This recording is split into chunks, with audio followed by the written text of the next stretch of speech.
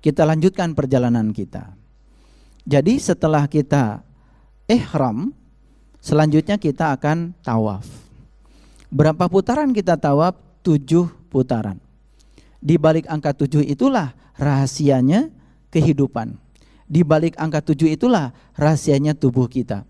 Makanya angka 7 sangat sering disebut-sebut. Surat Al-Fatihah 7 ayat. Tawaf 7 putaran. Sa'i 7 kali. Mondar-mandir, Safa dan Marwah. Untuk melempar jumroh juga menggunakan 7 batu. Dalam seminggu juga 7 hari. Assalamualaikum warahmatullahi wabarakatuh. Jumpa lagi teman-teman di channel Jalan Tauhid. Kami akan menayangkan tausiah beliau Ustadz Saiful Karim. Dan kajian ini adalah sambungan untuk kajian bagaimana menjalankan haji dan melakukan kurban dari video sebelumnya teman-teman ya.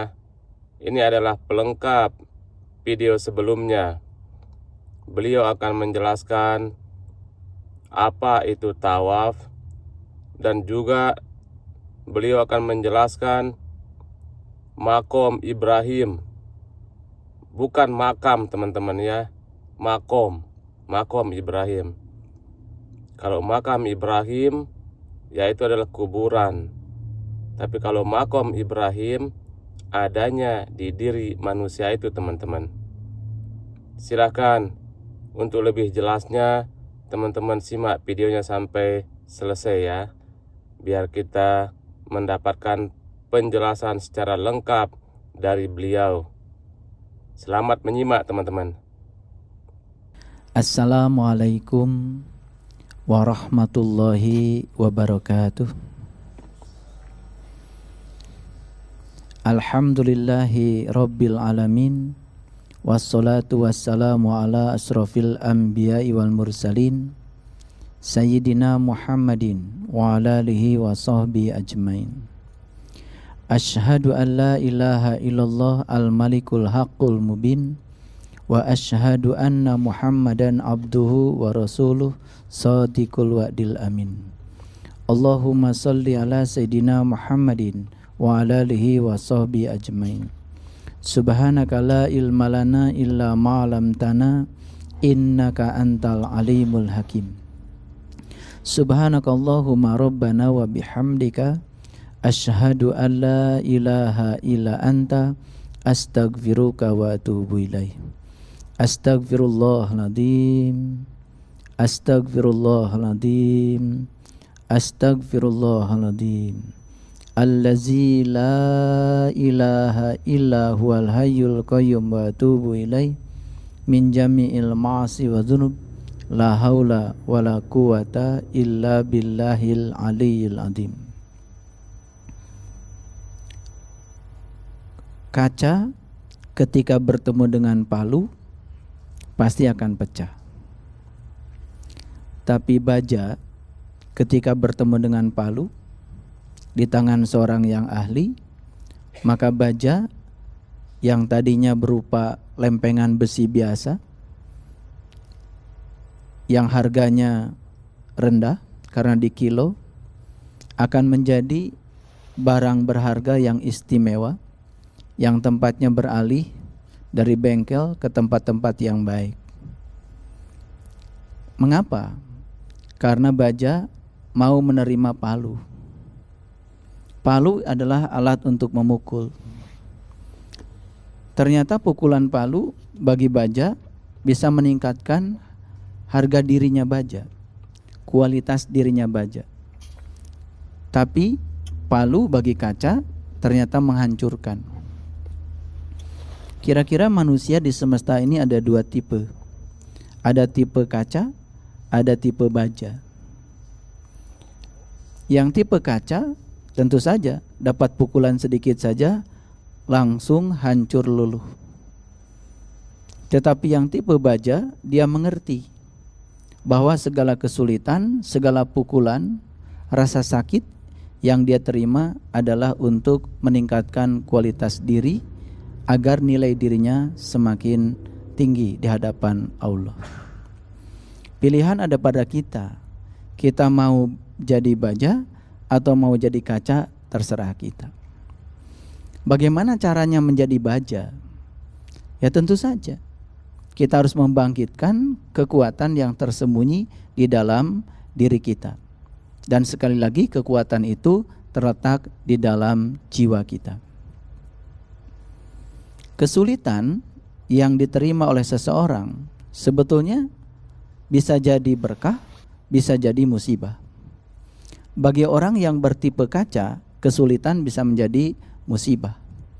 Tapi bagi orang yang bertipe baja, kesulitan itu malah justru untuk memurnikan jiwanya, sehingga jiwanya menjadi semakin tinggi kesadarannya.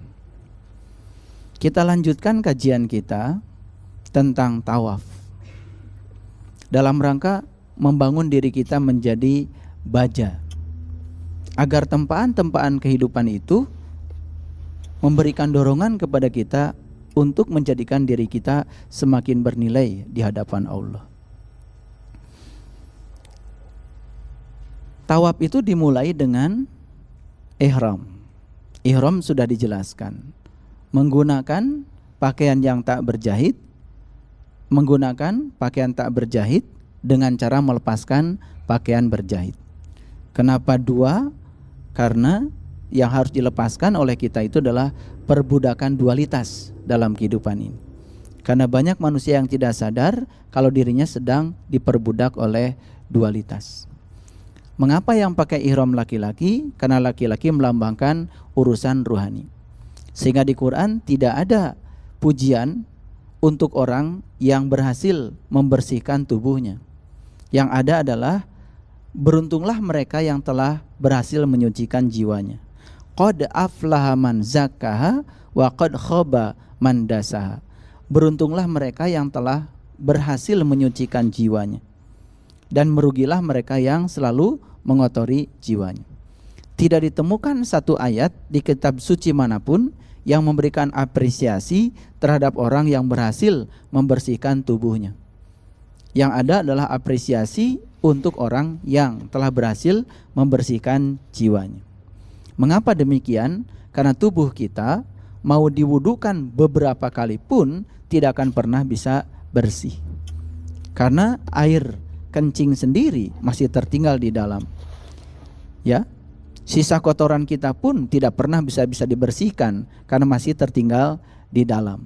Artinya tubuh kita tidak akan pernah bisa dibersihkan. Bahwa kita bersih-bersih itu baru dimensi luarnya saja. Mandi, cuci muka itu dimensi luar. Oleh karena itu wudu dalam pengertian yang lebih dalam lagi, wudu itu dari kata waddo'a, artinya berpisah. Jadi wudu yang sebenarnya bukan sekedar membersihkan bagian-bagian tubuh dengan air, tetapi yang lebih jauh lagi adalah memisahkan keterikatan kita kepada yang selain Allah. Makanya wudu dulu baru sholat. Sholat artinya melekatkan diri kepada Allah. Proses pelekatan baru terjadi kalau dialami dengan proses perpisahan. Kalau kita sedang melekat pada sebuah benda, kita tidak akan pernah bisa melekat pada benda yang lain sebelum kita berhasil memisahkan kemelekatan kita pada benda tersebut. Itulah barangkali esensi dari wudu. Makanya sholat harus dimulai dengan wudu. Wudu artinya berpisah. Secara syar'i, wudu sering diartikan bersuci. Memang tidak salah itu juga, karena bisa mensugesti kita. Setelah wudu kita merasa diri kita lebih tenang, lebih bersih. Bagaimana kita bisa menjadi manusia tipe baja, sehingga setiap tempaan kesulitan itu bukan menjatuhkan kita, tapi mengangkat derajat kita sendiri. Kita lanjutkan perjalanan kita. Jadi setelah kita ihram, selanjutnya kita akan tawaf. Berapa putaran kita tawaf? 7 putaran. Di balik angka 7 itulah rahasianya kehidupan. Di balik angka 7 itulah rahasianya tubuh kita. Makanya angka 7 sangat sering disebut-sebut. Surat Al-Fatihah 7 ayat. Tawaf 7 putaran. Sa'i 7 kali. Mondar-mandir Safa dan Marwah. Untuk melempar jumroh juga menggunakan 7 batu. Dalam seminggu juga 7 hari. Kenapa di semesta ini ada 7 benua? Di balik angka 7 banyak. Ada juga di Quran kata-kata 7 langit, 7 lapis langit. Bahkan di Quran surat An-Naba ada pernyataan, aku telah menciptakan 7 yang amat kokoh di dalam dirimu. Maka beruntunglah mereka yang bisa menemukan rahasia di balik angka 7 ini. Kita lanjutkan perjalanan kita. Jadi tawaf 7 putaran, dimulai dengan sebuah titik yang bernama Hajar Aswad. Kemana kita berangkat? Ke Multazam. Setelah dari Multazam, kemudian kita pergi ke pintu Ka'bah. Mohon maaf, barangkali kita pernah melihat banyak orang yang gelantungan di pintu Ka'bah.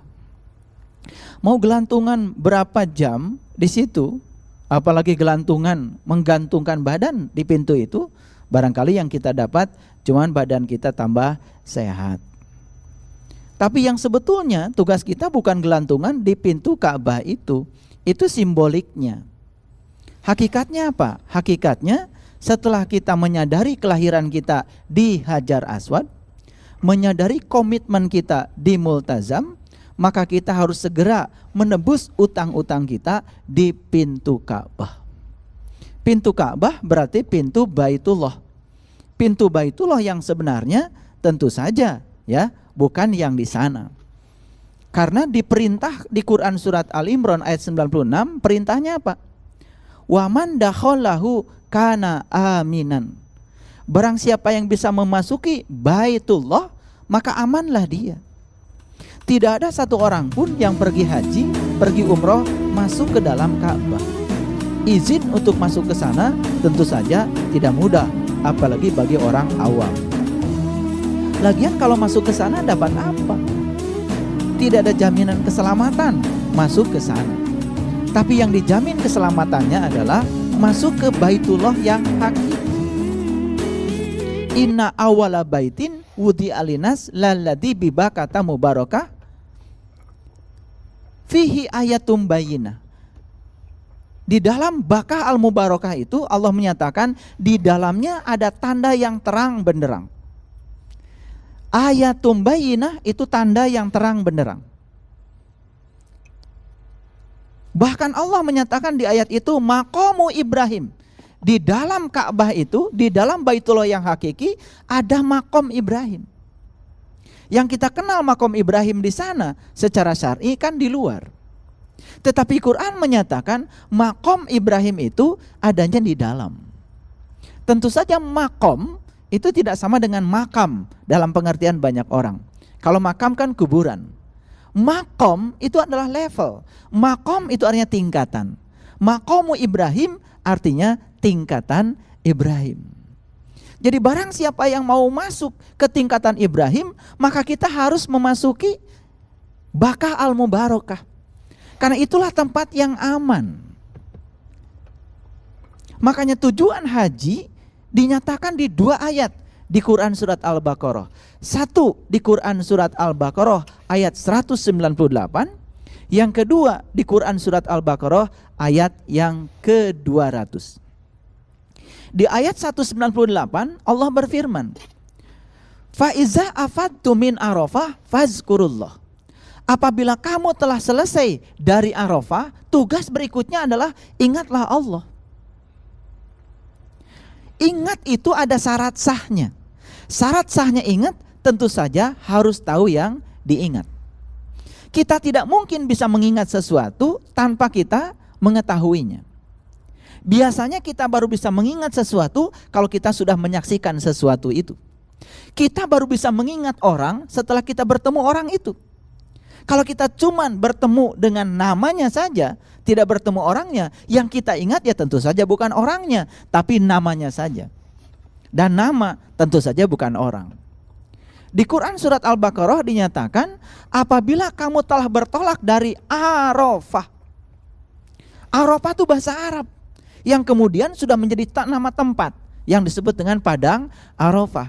Tapi Arafah sendiri dalam bahasa Indonesia artinya adalah mengenal. Jadi ayat itu kalau kita terjemahkan secara kamus, faiza afadtu min Arafah, apabila kamu telah selesai di padang pengenalanmu, fazkurullah, tugasmu berikutnya apa? Mengingat Allah.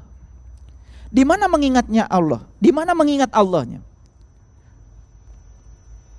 Indal masyaril haram. Mengingat Allah itu kata Allah di Quran indal masyaril haram. Di masyaril haram. Di mana masyaril haram itu? Kalau secara syar'i masyaril haram menjadi nama sebuah masjid yang ada di Musdalifah. Kalau kita mau pergi dari Arafah ke Mina, pasti melewati sebuah masjid namanya Masjid Masyaril Haram. Tempat kita melakukan proses muhasabah di situ. Itu Masjid Masyaril Haram. Tetapi di Quran tidak ada kata masjidnya. Indal Masyaril Haram. Kalau kamu sudah berhasil dari Arafah, tugas berikutnya ingatlah Allah di Masyaril Haram. Jadi Masyaril Haram juga secara hakiki tentu saja bukan sesuatu yang di luar diri kita. Yang di sana simboliknya sudah ada. Kemudian ayat berikutnya wa in kuntum min qablihi laminad dhalin. Jika kamu belum bisa mengingatnya, sungguh kamu termasuk orang-orang yang sesat. Jadi Quran surat Al-Baqarah ayat 198 menyatakan apabila kita tidak sukses di Arafah, tidak sukses mengingat Allah, maka selama itu pula kita tidak akan sukses mengingat kepada Allah. Tidak sukses mengingat kepada Allah, sehingga di dalam sholat juga pikiran kita suka jalan kemana-mana. Jalan kemana-mana itu namanya jalan yang sasar. Jalan yang sasar bahasa Qur'annya adalah jalan yang, itu yang pertama. Yang kedua, di Quran surat Al-Baqarah ayat 200, di situ juga ada tujuannya haji. Fa idza qadaitum manasikakum fazkurullah kazikrikum abaakum. Apabila kamu telah menyelesaikan hajimu, ingatlah Allah. Kadzikrikum abaakum, dan mengingat Allah itu semudah kamu mengingat ayahmu sendiri. Aba itu ayah. Mengingat Allah semudah kamu mengingat ayahmu sendiri. Kan mengingat ayah gampang, kita bisa mengingatnya sekarang tanpa menyebut-nyebut namanya, karena kita sudah lama bergaul dengan ayah kita, Bagi yang tahu ayahnya, yang tidak tahu ayah juga tentu saja mengingatnya sulit. Yang sudah ditinggalkan ayah, fotonya tidak ada, sementara dia masih di kandungan ibu saat dia lahir, ayah sudah tidak ada, tentu saja sulit juga. Artinya pelajarannya tetap satu, kita hanya akan berhasil mengingat sesuatu yang kita sudah tahu, dan kita akan gagal mengingat sesuatu yang kita tidak tahu. Jadi kalau begitu, apa tujuannya Arafah? Tujuannya Arafah adalah wukuf. Makanya puncaknya haji adalah wukuf di padang Arafah. Wukuf itu artinya berdiam diri, bukannya diamnya badan. Karena untuk masuknya kita ke tingkat kesadaran yang tinggi diperlukan diamnya badan. Makanya mohon maaf, ada pesan dari teman-teman yang sedang dipenjara tubuhnya. Ternyata saat tubuh dipenjara, ternyata jiwa mengalami kebebasan. Kalau begitu bisa dibalik. Saat seseorang sedang mengalami kebebasan tubuh, bisa jadi jiwanya sedang dipenjara. Jangan-jangan kita nih yang sibuk tubuhnya, pergi sana, pergi sini, pergi sini, pergi sana, pergi sini, sibuk luar biasa. Jangan-jangan kesibukan tubuh justru memenjarakan jiwa. Makanya wukuf itu sebetulnya menghentikan kesibukan tubuh untuk memberi izin agar jiwa mengalami transformasi menuju kesadaran yang lebih tinggi. Kesadaran puncaknya jiwa itulah yang disebut dengan Sidra al-Muntaha, puncak kesadaran jiwa. Jadi setelah dari Hajar Aswad, Multajam, pintu Ka'bah. Tugas kita adalah menemukan pintu Ka'bah, pintu Baitullah. Pintu Baitullah yang di sana setelah ketemu juga tertutup. Tapi pintu Baitullah yang di sini dikan oleh ahli-ahli kebenaran. Siapa yang mengetuk pintu, pasti pintu akan terbuka. Maka tugas kita adalah tinggal mengetuk pintu. Makanya perjalanan haji secara hakikat ke dalam diri kita, walaupun kelihatannya dekat, tapi itu jauh sekali bagi yang tidak tahu ilmunya, bagi yang tidak tahu caranya. Kalau haji itu tujuannya adalah mengingat Allah, berarti haji itu harus sampai kepada Allah. Makanya orang yang berhaji disebutnya tamu Allah, disebutnya duyufullah. Bagaimana kita bisa bertamu kalau kita tidak masuk? Bagaimana kita bisa bertamu kalau kita tidak bertemu? Kalau kita mau menuju rumah seseorang, yang kita butuhkan kan bukan rumahnya. Yang kita inginkan tentu saja sang pemilik rumah. Kita datang ke rumahnya, kita masuk ke rumahnya, tapi tidak ada pemilik rumah. Kan kita tidak mengatakan sudah bertemu. Kita menyatakan belum bertemu karena penghuni rumahnya belum ditemui. Jadi tujuan utama berkunjung ke rumah adalah bertemu yang punya rumah. Tujuan utama haji secara hakikat tentu saja adalah untuk menyampaikan diri kita kepada Allah, agar setelah sampai kepada Allah kita bisa mengingatnya, mengulang kembali apa yang pernah kita alami waktu kita di rahimnya seorang ibu. Makanya mereka yang telah melewati pintu Ka'bah berikutnya dapat hadiah. Hadiahnya apa? Maqam Ibrahim. Itu sebabnya di Quran ada pernyataan maqamu Ibrahim musholla. Jadikanlah maqam Ibrahim tempat sholat. Tempat yang dimaksud di situ bukan tempat seperti biasa, bukan nama ruang. Maqamu Ibrahim musholla, jadikanlah level Ibrahim sebagai level sholatmu. Ayo, kalau kita mengurut ke belakang, ketika sholat kan kita takbir, habis wudhu kita berpisah dengan yang selain Allah, kemudian kita mulai sholat. Dimulai dengan apa? Takbiratul ihram. Setelah takbiratul ihram menyatakan Allahu Akbar. Apa maknanya? Apa maknanya? Tidak ada yang lebih akbar dari Allah. Tapi kalimat itu akan meluncur biasa saja dari mulut kita kalau kita tidak pernah mengalami akbarnya Allah.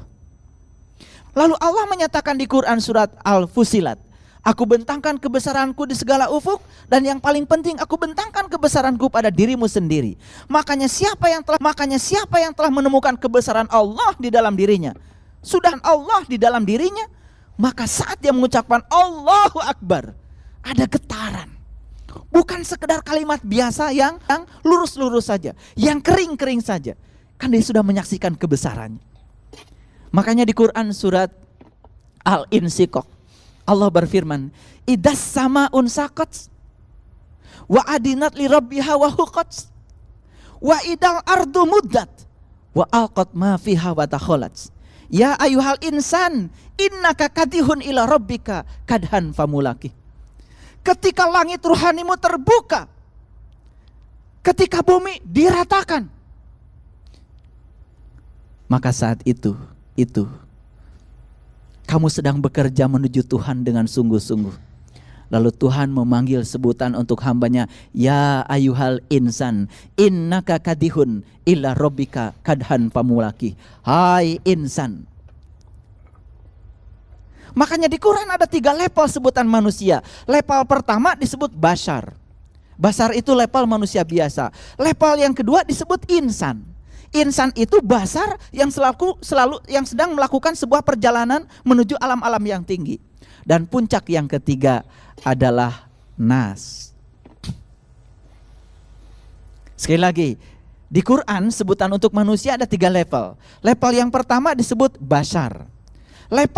Level yang kedua disebut insan. Bashar yang sedang mengalami transformasi spiritual. Itu bahasa Qurannya insan. Dan level yang paling tinggi adalah nas. Itu sebabnya jangan heran kalau Quran surat yang terakhir namanya surat An-Nas. Bagian yang paling penting dari Quran surat An-Nas, pernyataan Allah, Qul a'udzu birabbin nas. Katakanlah, aku berlindung pada Tuhannya manusia. Sekali lagi, aku berlindung kepada Tuhannya manusia. Di situ sudah tidak ada lagi sekat-sekat, sudah tidak lagi kotak-kotak. Aku berlindung pada Tuhannya manusia. Jadi yang ada cuma satu, Tuhannya manusia.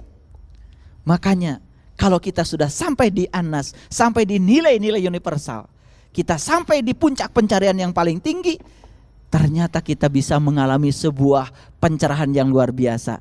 Tidak ada Tuhan kecuali Tuhannya manusia.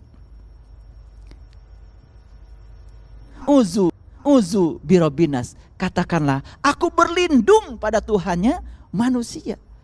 Itu kalimat yang paling indah. Makanya yang namanya manusia adalah yang sudah sampai di level itu, yang sudah tidak membeda-bedakan manusia satu dengan manusia yang lain, yang sudah mencapai tingkatan universal, yang sudah menemukan hakikat kemanusiaan di dalam dirinya. Itulah pernyataan yang sangat indah di Quran surat An-Nas. Level pertama bashar, level yang kedua insan, level yang ketiga adalah nas. Mana yang mau kita capai? Nas.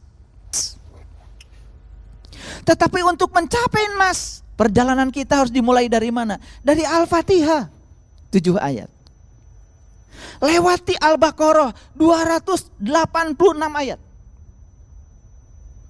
Lewati Ali Imran 200 ayat.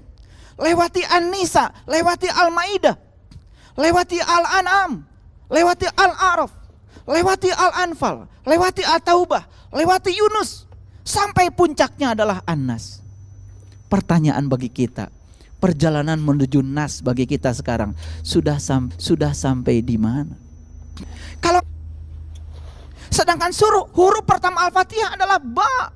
Ba artinya baitullah. Mulailah dari baitullah, mulailah dari kolbu. Makanya pantas kalau Rasulullah menyatakan al-iman tasdikun bil qalbi wa ikrarun bil lisan wal amalun bil arkan. Iman itu adalah pembenaran oleh kolbu. Iman bukan percaya, pembenaran oleh kolbu. Ada 3 potensi kolbu yang harus digunakan. Pertama memahami, yang kedua melihat, yang ketiga mendengar. Kalau memahami, melihat dan mendengar, 3 potensi kolbu dibangkitkan dari diri kita. Disitulah baru terjadi yang namanya tasdikun bil qalbi, pembenaran oleh kolbu. Kalau kolbu sudah membenarkan, kolbu sudah mengalami, berikutnya baru sampai pada tingkat wa ikrarun bil lisan. Baru ikrar dengan lisan. Wal amalun bil arkan. Kalau kita sudah membenarkan oleh kolbu, diikrar dengan lisan, insya Allah tindakan-tindakan kita akan dikontrol oleh kolbu dan lisan kita sendiri. Makanya pikiran menjadi supir yang baik. Karena apa? Mengerti keinginan penumpangnya. Siapa penumpang? Tubuh kita menjadi kendaraan yang sangat baik yang bisa mengantarkan kita kepada Allah. Itu sebabnya di Quran surat Al-Hajj tentang haji ada pernyataan yang sangat indah. Serulah haji. Dan biarkan mereka datang kepadamu dengan berjalan kaki, mengendarai unta yang kurus. Itu bahasa simbolik yang sangat luar biasa. Serulah manusia untuk berhaji, dan biarkan mereka datang kepadamu dengan berjalan kaki dan mengendarai unta yang kurus. Apa itu unta yang kurus? Apa itu unta yang kurus? Tentu saja unta yang kurus adalah kendaraan untuk berhaji. Maka mereka akan datang dari seluruh penjuru. Apa hakikatnya unta?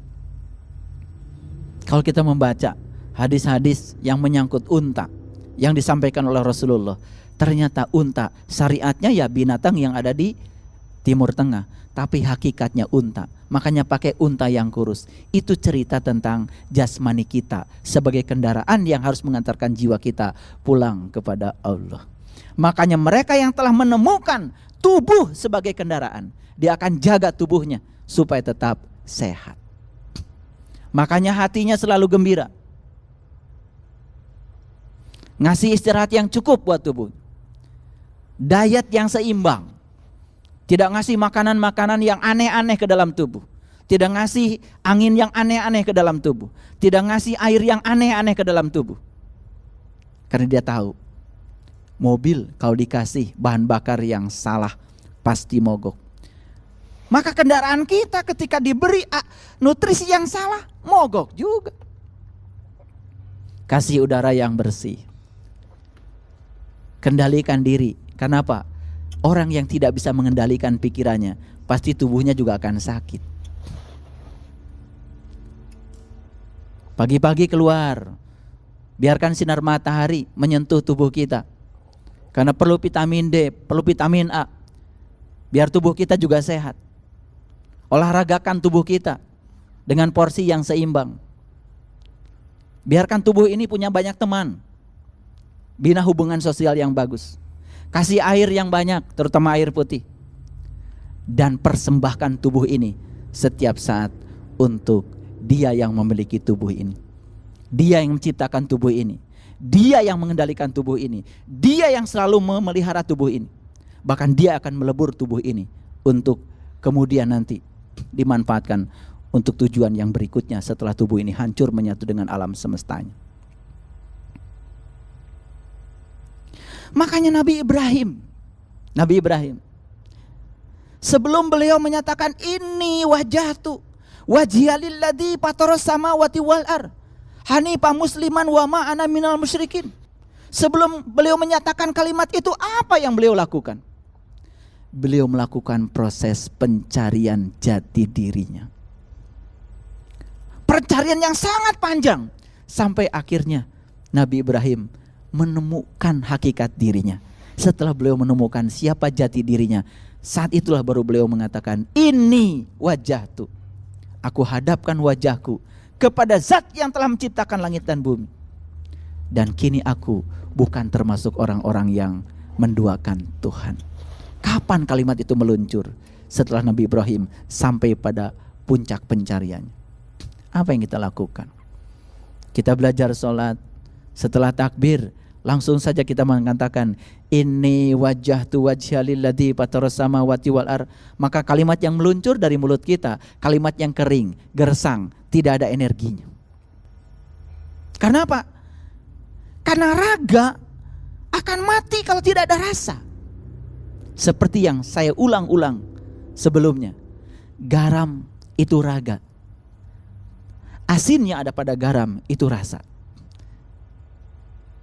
Gula itu raga, manis yang ada pada gula itu rasa. Ada nggak ibu-ibu beli gula banyak-banyak, kemudian begitu sampai di rumah dipakai nyeduh kopi, ternyata nggak ada manisnya. Pasti itu gula akan dikembalikan ke tukang gula. Udah beli gula banyak-banyak, ternyata nggak ada manisnya. Beli garam banyak, begitu masak 1 sendok dikasih, nggak ada asinnya. 2 sendok dikasih, nggak ada asinnya. 1 gayung dikasih, nggak ada asinnya. Pasti dikembalikan. Nggak ada harga kalau tidak ada rasa. Sama seperti sholat kita. Kalau sholat cuma tingkatnya raga, nggak ada rasa. Kita mengucapkan ini wajhatu wajhiya lilladzi fataras samawati wal ardh, tidak ada rasa. Itu kalimat itu menjadi tidak bernilai. Bagaimana kalimat yang tidak bernilai akan membuat diri kita menjadi bernilai? Jadi jangan salah, kalau habis sholat kita pun tidak termasuk orang yang bernilai.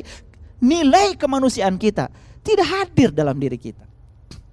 Makanya saya berulang kali mengatakan, nilai garam terletak pada asinnya. Nilai gula terletak pada manisnya. Nilai manusia terletak pada nilai kemanusiaannya. Makanya banyak, mohon maaf ya, orang habis sholat tetapi nilai kemanusiaannya tidak bangkit setelah sholat.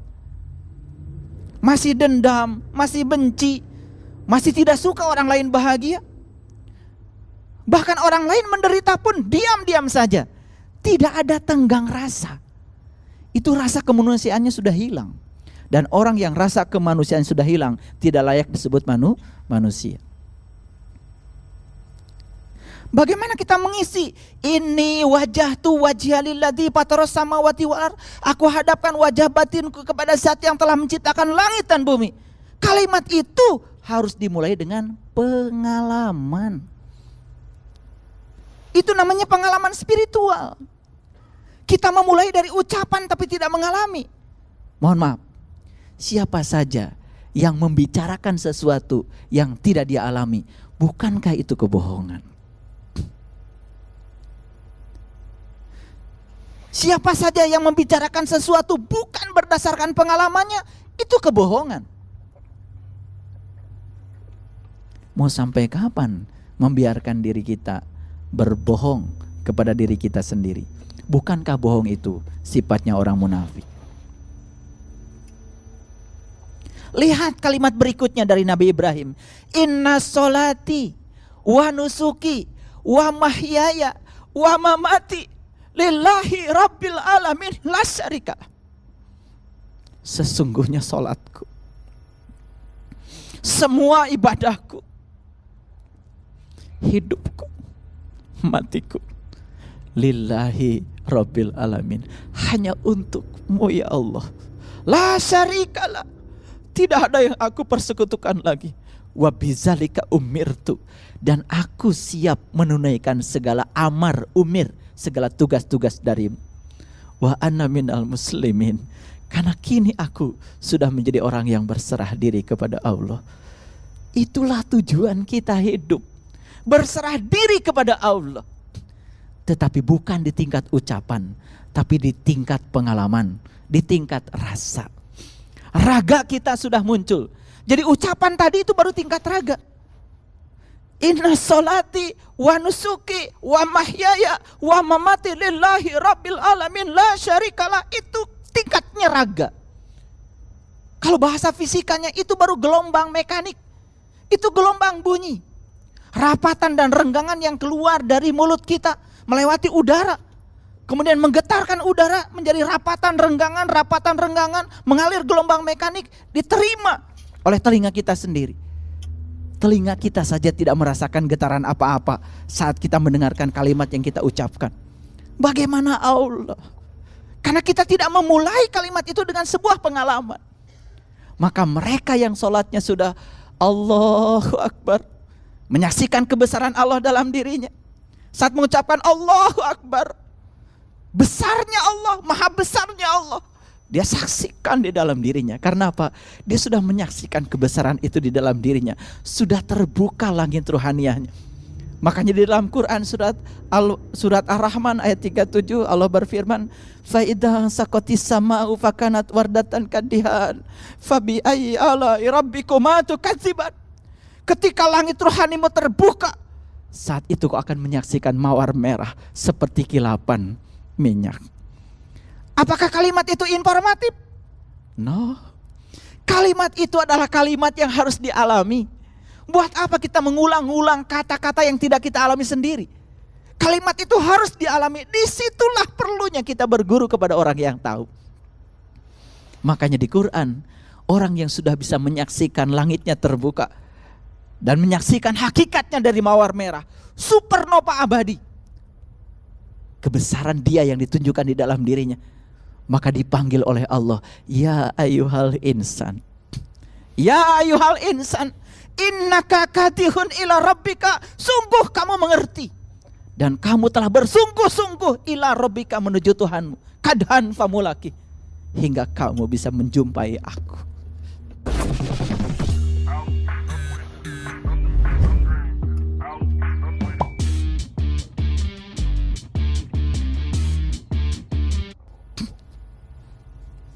Renungilah kalimat itu, dalam sekali. Apalagi kalau kita sudah mengalaminya. Getaran dari kalimat itu menjadi ada, energi dari kalimat itu menjadi ada. Bukan kalimat sekedar kalimat raga, tapi kalimat yang ada berasa, dimodulasi oleh rasa, sehingga kalimat itu memiliki dampak yang sangat luar biasa. Ulangi lagi, Hajar Aswad, Multajam, pintu Ka'bah, makom Ibrahim, makomu Ibrahim amusolla. Salatlah kamu di level Ibrahim. Salatlah kamu di level Ibrahim. Itu perintah dari Allah. Berarti salat kita harus di level Ibrahim. Nabi Muhammad salatnya sudah di level Ibrahim. Seorang nabi sekelas Nabi Muhammad tentu saja tidak mungkin memberitakan sesuatu yang beliau sendiri tidak mengalaminya. Begitu selesai di makom Ibrahim, masuk hijir Ismail. Ismail itu adalah sebuah pertanda, sebuah perlambang sosok manusia yang sudah menjadi muslim yang sejati.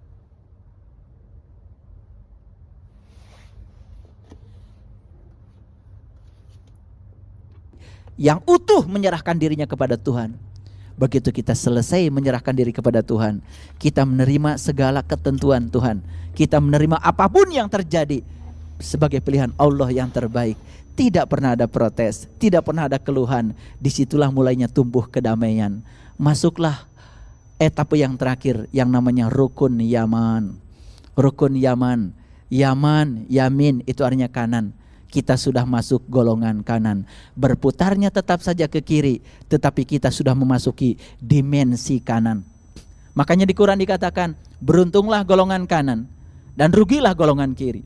Bagi saya, golongan kanan adalah yang sudah menemukan raga di balik rasa, yang sudah menemukan rasa di balik raga. Mereka yang melakukan sesuatu di tingkat raga, sesungguhnya di tingkat materi. Materi itu kiri, berarti dia masih golongan kiri. Mau muter berapa kali di situ, di seputaran Ka'bah. Kalau kita memutar, hanya memutarkan tubuh kita berulang-ulang, memutari Ka'bah yang materi, tapi tidak menyertakan rasa di dalam diri. Selama itu pula kita masuknya masih golongan kiri, golongan jasmani. Makanya lihat doa yang sangat indah. Selesai di rukun Yaman, kita istiqlam Bismillahi Allahu Akbar.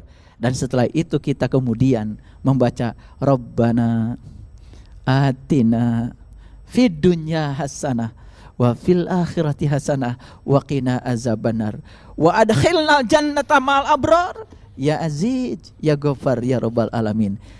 Kita membaca hasanah dunianya, hasanah akhiratnya. Sebagaimana janji Allah, siapa yang mengejar aku dapat dua, aku dan dunia. Tapi siapa yang mengejar dunia akan kehilangan dua, akan kehilangan aku dan dunia. Tidak ada dapat salah satunya, hilang dua-duanya atau dapat dua-duanya. Itu pilihan. Makanya selesai kita melewati itu sampai di Hajar Aswad, berputar sekali lagi, berputar sekali lagi sampai 7 putaran. Setelah itu kemudian dipungkas dengan sholat tawaf.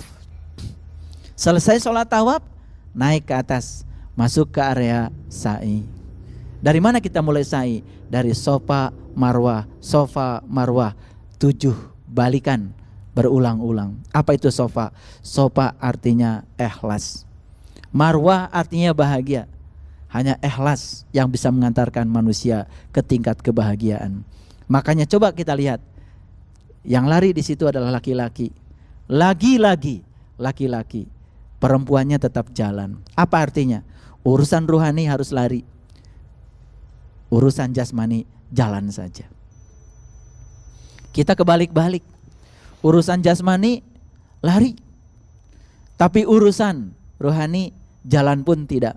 Bahkan bukan jalan, malah jalan di tempat. Mengerikan. Pulang dari sana tidak mengerti maksudnya, tetap saja pulang ke sini, menistakan jiwanya sendiri. Lalu muncul ayat yang mengatakan, Ara'aital ladzi yukadzibu biddin. Celaka. Siapa pendusta agama itu? Fazalikal ladzi yadu'ul yatim, yaitu orang-orang yang mentelantarkan yatim. Siapa yatim? Yang tak beribu, yang tak berbapak. Yatim hakikatnya adalah jiwa kita sendiri. Karena jiwa tidak pernah dilahirkan, tapi jiwa ditiupkan. Siapa pendusta agama? Mereka yang mentelantarkan jiwanya sendiri. Apa kebutuhan jiwa? Apa nutrisi jiwa? Kalau cerita nutrisi jiwa itu satu surat di Quran, surat Al-Maidah ayat 1 sampai ayat 120. Nutrisi jiwa adalah Dia sang maha pemilik jiwa. Jiwa hanya butuh bersatu dengan Dia sang pemilik jiwa. Jiwa hanya butuh Allah. Awas, bukan Allah sebagai konsepsi, tapi Allah sebagai pengalaman spiritual bagi jiwa. Karena jiwa itu nur, maka jiwa juga hanya butuh nur ala nur. Itu yang dibutuhkan jiwa. Nutrisi jiwa adalah di situ. Makanya Al-Maidah, Allahumma rabbana anzil alaina ma'idatan minas sama'i takunu lana id. Ya Allah, turunkanlah hidangan dari langit. Jadi langit adalah dimensi rohani. Berarti kalau langit itu dimensi rohani, hidangan dari langit adalah hidangan buat jiwa, bukan hidangan buat tubuh kita. Makanya di ayat itu ada pernyataan yang sangat indah. Turunkan hidangan itu dari langit yang akan menenteramkan kolbu kami. Wa tatma'inna qulubuna. Kolbu yang sudah penuh dengan nutrisi dari langit, dari alam rohani, kolbunya menjadi tentram. Bukankah itu sebetulnya yang dicari oleh kebanyakan manusia, ketentraman kolbu. Makanya manusia sibuk berkesana, berkesini, berkesana, berkesini. Karena apa? Karena di dalam diri ada yang kurang. Apa yang kurang? Tapi tidak tahu cara untuk menutupi kekurangannya. Sebetulnya ya, kekurangan bagi jiwa tidak bisa ditutupi dengan kesibukan-kesibukan jasmania. Pergi piknik ke sana, pergi ke sana dan lain-lain, tetap saja yang terpenuhi adalah mata lahir, telinga lahir, perut lahir, raga semuanya. Tapi rasa tidak akan pernah bisa dipenuhi dengan piknik yang semacam itu. Rasa hanya bisa dipenuhi oleh piknik yang wisata rohani, yang memperjalankan spiritual kita, memperjalankan jiwa kita. Kemana jiwa kita diperjalankan? Perjalankan ke tempat asalnya jiwa. Jadi menjadi lengkap semuanya. Maka selesai itu sa'i, mondar bandir, Safa dan Marwah. Apa pesan utama sa'i? Utamakan rohanimu. Makanya laki-laki lari. Urusan dunia sudah, jamnya tidur saja. Jamnya tahajud saja. Jamnya ngurusi anak saja. Jamnya kerja saja. Gak usah ngoyo. Karena apa? Dunia itu seperti bayangan. Tidak ada orang yang berhasil menangkap bayangannya sendiri. Makanya banyak orang yang tidak sadar saat dia mengejar dunia, sebenarnya dia sedang mengejar bayangannya sendiri. Sekalipun bayangan kelihatan dekat, tapi gak bisa ditangkap. Tapi kalau kita lari mengejar Allah, bayangan kita akan ikut bersama tubuh kita. Makanya siapa yang mengejar Allah dapat 2, siapa yang mengejar dunia hilang 2. Itu pilihan. Selesailah sa'i, Safa Marwah. Kalau saya urai lebih dalam lagi, waktu kita tidak cukup. Tapi nanti di lain waktu kita urai lebih dalam lagi. Setelah sa'i apa? Berikutnya adalah tahalul. Bersiap-siap menuju kehidupan nyata. Apa simboliknya? Dicukurlah rambutnya. Rambut yang ini dicukur sampai botak, gak ada dampak. Karena rambut yang ini mudah, yang membuang bukan kita, tukang cukur. Tapi rambut yang di dalam pikiran kita, pikiran buruk kita, pikiran negatif kita, cara pandang kita terhadap kehidupan, cara pandang kita terhadap masalah, itu adalah rambut-rambut yang ada di dalam dan tidak bisa dicukur oleh tukang cukur. Kita sendiri yang harus mencukurnya. Sebelum kita masuk pada kehidupan nyata, harus dicukur dulu rambutnya. Mau dikasih peci, setelah dibotakin semuanya, tetap saja selama tidak ada upaya untuk mengubah diri kita, tidak ada upaya untuk membersihkan pikiran kita, tidak ada upaya untuk meluruskan sudut pandang kita, selama itu pula. Karena apa? Masalah terbesar manusia bukan pada masalahnya, tapi pada sudut pandang terhadap masalah. Saya kasih ilustrasi sedikit. Mungkin kita pernah membawa beban fisik. Saya masih waktu kecil, saya suka ngambil kayu bakar. Kayu bakar itu ditaruh di sini, di kepala. Terasa sekali bebannya berat, karena satu titik. Tetapi begitu sudah mulai dewasa, kayunya dibagi 2. Satu di depan, satu di belakang. Pakai tongkat, ditaruhnya di sini. Ternyata beban yang sama, tapi cara mengangkat beban dengan cara yang berbeda, ternyata beban tidak terasa sama. Bebannya sama, kiloannya sama, tetapi cara mengangkat beban berbeda. Pakai teknik tertentu, ternyata apa yang terjadi? Tubuh kita tidak merasakan beban yang sama.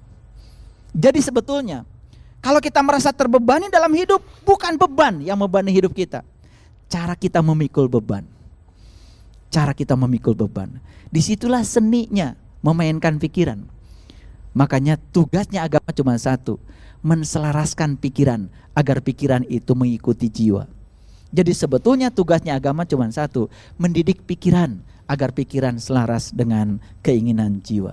Mereka yang sudah berhasil mendidik pikirannya selaras dengan jiwa, baru pikiran selaras dengan jiwa selaras dengan tubuh. Disitulah sumber kebahagiaan akan muncul. Baik, setelah selesai tadi ya, dicukur semua, dibersihkan semua, sudut pandang kita diluruskan, cara menempatkan Allah dalam hidup diubah. Selama ini Allah menjadi hamba kita, Allah disuruh-suruh mengikuti segala keinginan kita. Sekarang ya Allah, aku pasrahkan diriku padamu. Biarlah aku dipakai Engkau untuk tujuan Engkau. Maafkan ya Allah jika selama ini aku lebih banyak menggunakan Engkau hanya untuk tujuan-tujuan dan hawa nafsuku. Maaf ya Allah jika selama ini aku tidak berserah diri kepadamu.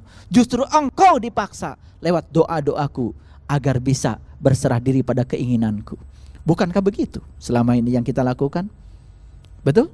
Jika perlu kita atur Allah supaya mengikuti segala keinginan kita. Bukan menyerahkan diri kita diatur oleh Allah. Tapi anehnya, lagi sholat bilangnya apa? Wa ana minal muslimin. Aku termasuk orang-orang yang berserah diri. Kata Allah, kapan kamu berserah diri? Selama ini kamu justru memaksaku agar berserah diri pada keinginan-keinginanmu. Itulah sumber penderitaan. Sumber penderitaan manusia adalah mencoba untuk memaksa Allah agar mengikuti segala keinginan kita. Bahkan kebiasaan memaksa itu menular dalam kehidupan kita. Kadang-kadang kita sering memaksa orang lain supaya mengikuti apa yang jadi maunya kita.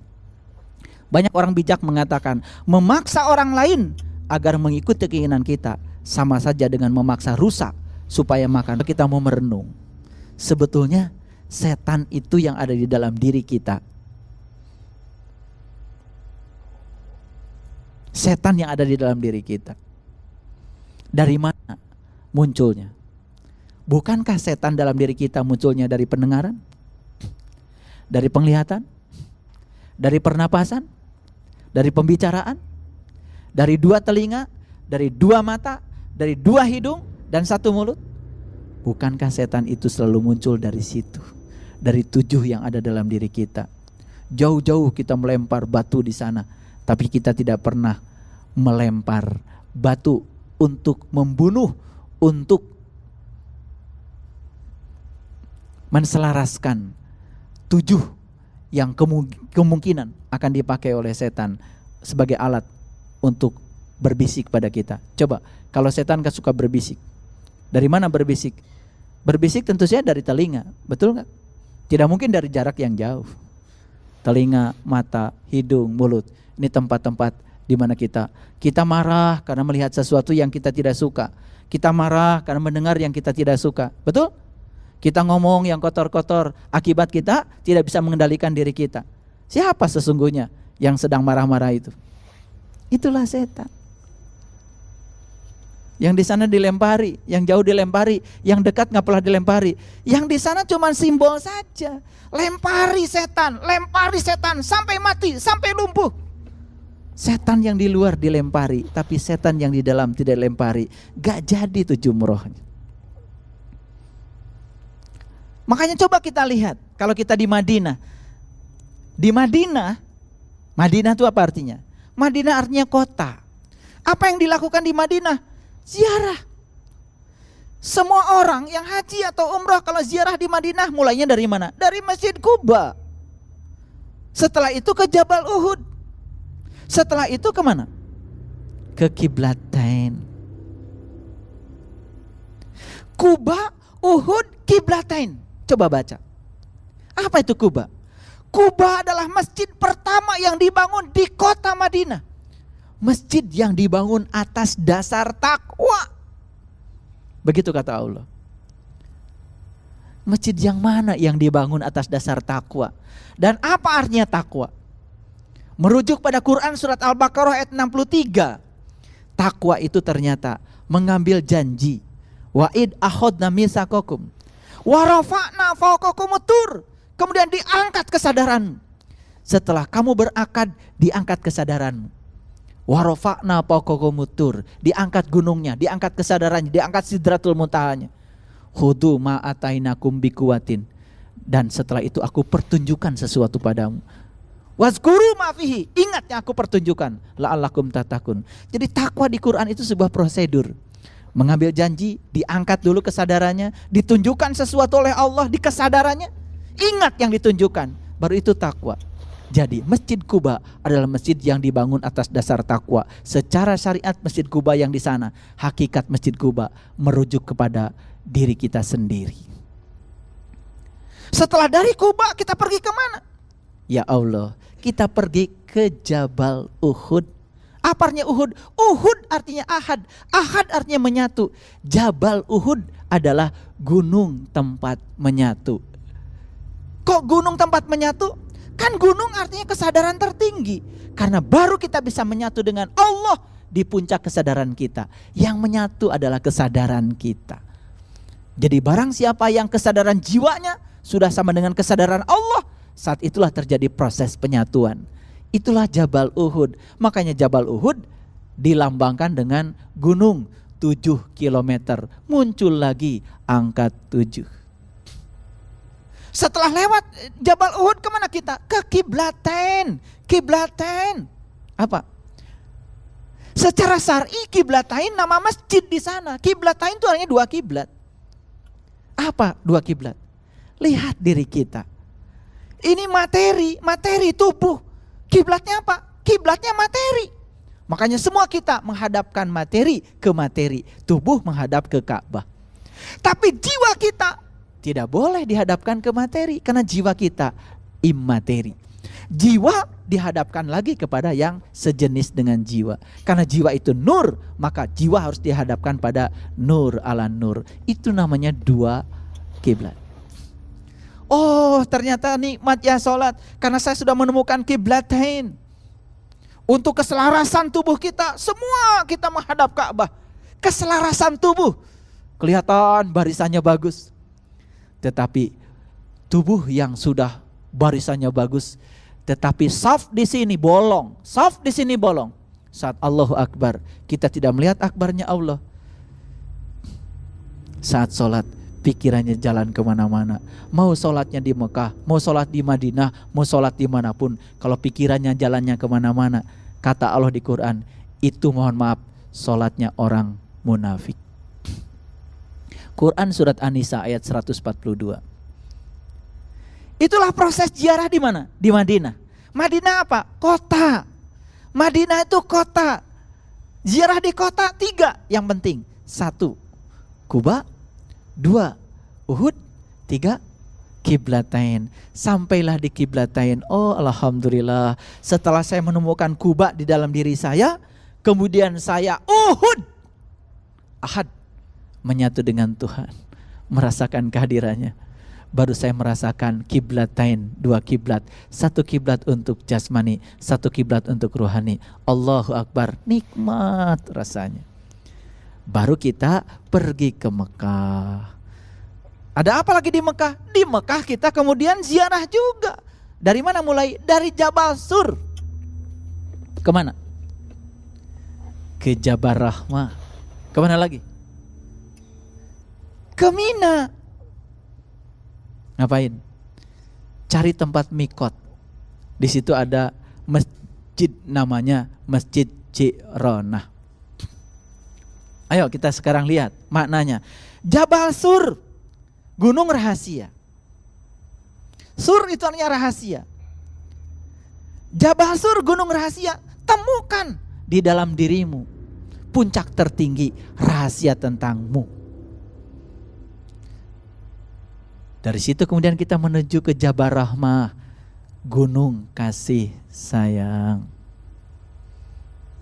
Barang siapa yang sudah menemukan gunung rahasia di dalam dirinya, sudah bertemu dengan rahasia, segala rahasia dalam dirinya, sudah menemukan hakikat jati dirinya, apa berikutnya? Dia akan menemukan Jabal Rahmah, gunung kasih sayang. Wah, kasih sayangnya segede gunung. Jadi penyayang, pengasih. Indah ya? Baru jalan ke selatan, ke Mina, sampai di Masjid Ji'ronah. Ji'ronah dari kata ja'a ro'aina. Ja'a ro'aina.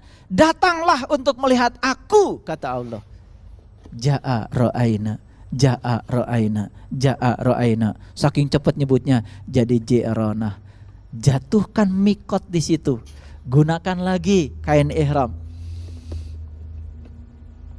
Untuk laki-laki, naik lagi ke bis, lafalkan talbiyah. Labbaik Allahumma labbaik. Labbaik la syarika laka labbaik. Kalau saya melafalkannya suka pakai lagu. Labbaik Allahumma labbaik. Labbaik la syarika laka labbaik. Innal hamda wa ni'mata lak wal mulka la syarika lak. Innal hamda wa ni'mata lak wal mulka la syarika lak. Labbaik Allahumma labbaik. Labbaik la syarika laka labbaik. Innal hamda wa ni'mata lak wal mulka la syarika lak. Innal hamda wa ni'mata lak wal mulka la syarika lak. Aku datang ya Allah. Aku datang ya Allah. Aku datang ya Allah. Aku rindu padamu ya Allah. Aku ingin kembali menyaksikan pengalamanku saat engkau bertanya kepada diriku, apakah aku ini Tuhanmu? Dan saat itu kami menjawab, ya, aku menyaksikan. Apa yang pernah kami saksikan saat itu kini telah terlupakan. Aku datang ya Allah. Aku datang ya Allah. Aku datang ya Allah. Aku rindu padamu ya Allah. Aku ingin mengingatmu dengan ingat yang sebenar-benarnya padamu ya Allah. Izinkan aku memasuki baitmu ya Allah. Izinkan aku memasuki rumahmu ya Allah. Izinkan aku mengetuk pintumu ya Allah. Bukakan hijab-hijab yang melekat dalam diriku ya Rabb. Bukakanlah pintu kalbuku ya Rabb. Bimbinglah aku ke jalan Siratal Mustaqim. Jalannya orang-orang yang telah engkau anugeraki nikmat. Jalannya para nabi, para siddiqin, para syuhada dan orang-orang yang saleh. Jangan kau biarkan diri kami menjadi orang-orang yang kau murkai ya Rabb. Jangan kau biarkan diri kami menjadi orang-orang yang tidak tahu jalan pulang kepadamu. Labbaik Allah. Labbaik Allah. Labbaik Allah. Labbaik la syarika laka labbaik. Innal hamda wa ni'mata laka wal mul la syarika. Bebaskan aku ya Rabb. Bebaskan aku dari sifat-sifat syirik yang ada padaku ya Rabb. Terlalu banyak gantungan-gantunganku. Terlalu banyak ikatan-ikatan yang melekat dalam diriku. Terlalu banyak ikatan-ikatan yang menghambat perjalananku padamu ya Rabb. Labbaik Allah. Labbaik Allah. Labbaik Allah. Sampailah kita di rumahnya. Kita berputar lagi. Berputar lagi. Menyadari semua perjalanan kehidupan kita. Dari Hajar Aswad menuju Multazam. Menuju pintu Ka'bah. Menuju makam Ibrahim. Menuju Hajar Ismail. Menuju Rukun Yaman. Rabbana atina fid dunya hasanah wa fil akhirati hasanah wa qina azabannar. Wa qina azabannar. Wa qina azabannar. Wadkhilna jannata ma'al abrar. Ya Aziz. Ya Aziz ya Ghaffar. Ya Rabbal Alamin. Bismillahi Allahu Akbar. Bismillahi Allahu Akbar. Bismillahi Allahu Akbar. Ya Allah, kami menyadari bahwa kami diciptakan Engkau untuk tujuan Engkau. Kami hanya kepanjangan tangan-Mu ya Rabb. Hanya kepanjangan tangan-Mu ya Rabb. Untuk menyampaikan cinta dan kasih-Mu pada orang-orang yang perlu bantuanku. Disitulah kita membuat lingkaran yang sempurna. Membuat mandala yang sempurna. Lingkaran yang sempurna. Itulah kehidupan kita. Lingkaran yang sempurna sering diwujudkan di mulut kita. Oh. Kalau sudah sampai berarti sudah selesai semuanya. Kita sudah selesai dengan diri kita sendiri. Puncaknya haji adalah berdamai dengan diri kita sendiri. Kita menjadi asik dengan diri kita sendiri, berhenti membicarakan orang, berhenti mengomentari orang, berhenti menyalahkan orang, berhenti berpihak sana, berpihak sini, netral saja, karena netral dekat dengan posisi. Itulah perjalanan kita. Kalau diurut semuanya, subhanallah. Makanya ciri haji yang mabrur, selesai haji ingat kepada Allah. Mereka yang telah berhaji tetapi tidak ingat kepada Allah. Menurut Quran surat Al-Baqarah 198, wa in kuntum min qablihi laminad dhalin. Sungguh kamu sebelum itu termasuk orang-orang yang tidak tahu jalan. Kalau tidak tahu jalan, tentu saja kalau berjalan dalam keadaan tidak tahu, tidak mau bertanya, akan kesasar, kesandung-sandung. Itulah sesungguhnya, ya. Kita baru membahas aspek luarnya, belum membahas aspek dalamnya. Karena aspek luarnya saja begitu luas kalau kita urai. Ternyata perjalanan kita di sana semuanya kalau disadari akan merefleksikan simbol perjalanan spiritual kita ke dalam diri kita sendiri. Itulah yang bisa saya sampaikan. Semoga semua yang disampaikan ini menjadi berkah. Bukan untuk menimbulkan perdebatan dan pertentangan, tetapi ini sekedar sharing, berbagi pengalaman. Shadaqallahul adzim. Barakallahu liwalakum. Assalamualaikum warahmatullahi wabarakatuh. Nah teman-teman, itulah tausiah beliau kali ini ya. Hebat ya penjelasan beliau kali ini. Dan kajian seperti ini jarang kita dengar teman-teman di tempat kajian umum lainnya. Karena beliau Ustadz Saiful Karim menjelaskan haji dan kurban itu secara ilmu hakikat dan ilmu ma'rifat teman-teman.